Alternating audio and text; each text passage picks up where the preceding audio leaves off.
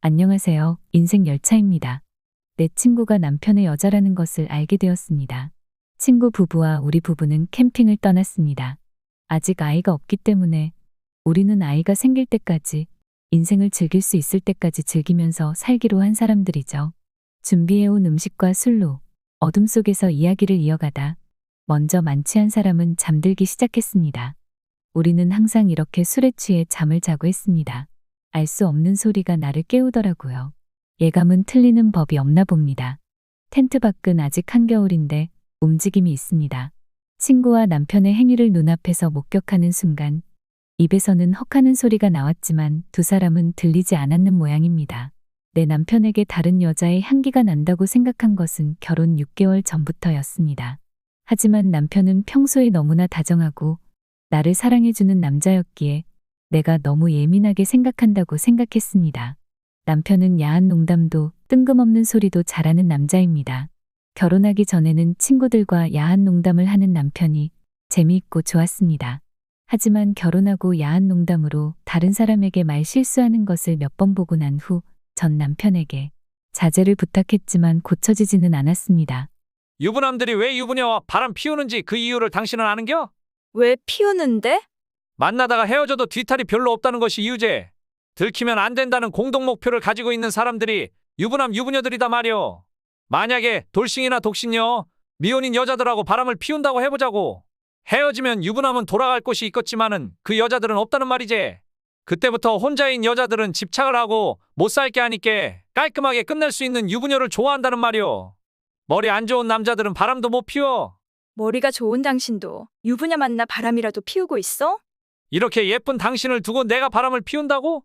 내 생애에는 당신밖에 없으니까 허튼 소리 하지 마라. 결혼 전 남자는 성관계를 좋아하는 성욕이 아주 강한 사람이었지만 결혼 후 관계를 회피하는 것을 느꼈죠. 솔직히 말하면 전 아이를 갖고 싶습니다. 부부 관계를 하지 않아서 아이가 생기지 않고 있다는 말이 맞을 겁니다. 휴대폰은 집에서도 언제나 호주머니에 넣고 다니는 사람입니다. 캠핑장에서 성관계하는 모습을 보았을 때 충격도 받았고 겁도 나기도 하여 몸이 안 좋다는 이유로 서둘러 집에 돌아왔지만 두 사람 모습이 내 머릿속에서는 떠나지 않았습니다. 기회를 보기 위해 기다려 보기로 했습니다. 더디어 남편이 휴대폰을 두고 욕실에 들어갔죠.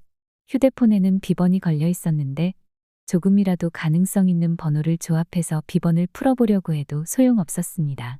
설마 이 번호는 아니겠지? 친구의 생일을 입력하는 순간 이 남자가 정말 미쳤나? 친구 생일이 비번이었습니다. 친구 생일이 12월 마지막 날이라 우리는 항상 친구 생일과 함께 한 해의 마지막 날을 보냈기 때문이었죠. 통화 내역하고 카톡 지우는 거 잊지 말고. 알았어. 자기도 블랙박스 초기화시켜. 그리고 션이랑 하면 안 되는 것 알지? 내가 확인할 거야. 하면 안 된다고? 남편에게 관계를 요구해 보았습니다. 왜 이러는겨? 피곤한 사람 붙들고. 피곤해서 안 되겠다고 보기 좋게 거절을 당했습니다. 남편에게 여자는 친구밖에 없는 모양입니다. 그날 밤도 역시 한마디 말도 못하고 등 돌리고 자야만 했습니다. 친구에게서 전화가 왔습니다. 뭐해? 밥 먹고 커피 한잔 할래? 그러자. 성희 알지? 다른 남자하고 썸 타다가 남편에게 발각돼서 이혼 준비를 하고 있다고 하던데 넌 몰랐어? 성희는 옛날부터 끼가 좀 있기는 했지? 내가 우리 남편 팬티를 구입했거든. 사이즈가 작아서 그러는데 네 남편 가져다 입혀볼래? 네 남편에게는 맞을 것 같아서 가지고 왔는데 어때? 고마워. 넌 어떻게 우리 남편 사이즈를 알고 있어? 7년을 알고 지냈는데 그 정도는 알 수 있지.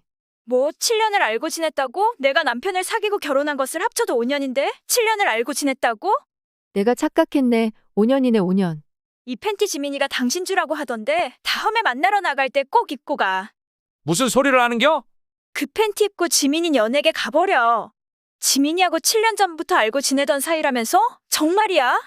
누가 그래? 지민이가 그랬어? 지민이가 맞네. 둘이가 옛날부터 알고 지내던 사람이었네. 혹시 어머님이 말한 그 여자야? 둘이 동거했던 여자가 지민이었어? 남편은 오랜 시간 동안 사법 시험 공부를 준비한 사람입니다. 그때 뒷바라지를 해준 여자가 있었는데 실패를 거듭하면서 여자는 다른 남자와 결혼을 한 거죠. 사법시험 공부하는 동안 뒷바라지하면서 동거한 여자가 있다는 사실은 알고 있었습니다. 과거는 과거일 뿐이다 생각하고 현재 사법시험에 합격한 남편과 결혼을 한 것입니다. 두 사람이 정말 운명일까? 또 한편으로는 배신감으로 도저히 두 사람을 용서할 수가 없습니다. 이제 두 번 다시 안 만날게. 한 번만 용서해주면 안 되겠니? 지민이 남편 알면 지민이는 이혼 당할 거야. 여보, 이렇게 부탁할게. 어떻게 당신이 나에게 이런 부탁을 할 수 있어? 어떻게 나에게 이렇게 잔인한 거야? 내가 지금 얼마나 힘들게 참고 있는지 알아? 그래, 바람 피우는 남편에게는 맞바람이 최고라더라. 나도 이제 그렇게 한번 살아봐야지. 이혼 당하는 것이 그렇게 겁나면 가서 같이 살아.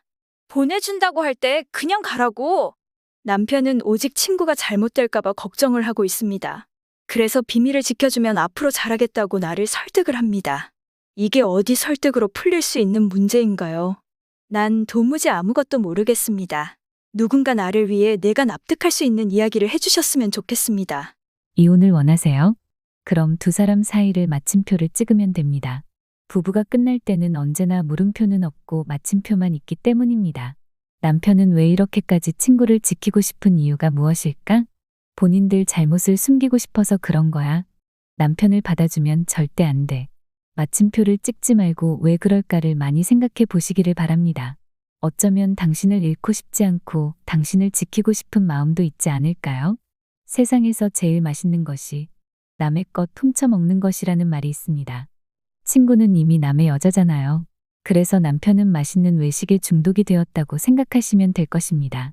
밖의 음식보다 집의 음식이 더 맛있음을 알게 해주는 것입니다. 어쩌면 많은 아픔의 시간이 필요할 수도 있겠죠. 정말 죽고 못 사는 사람이라면 이번이 기회다 하고 당신 곁을 떠날 겁니다. 떠나지 않고 당신 곁에서 용서를 구하는 것은 왜일까요? 마침표 대신 물음표로 남편을 바라보십시오. 그럼 어쩌면 답이 보일 수도 있을 겁니다. 인생열차였습니다. 감사합니다.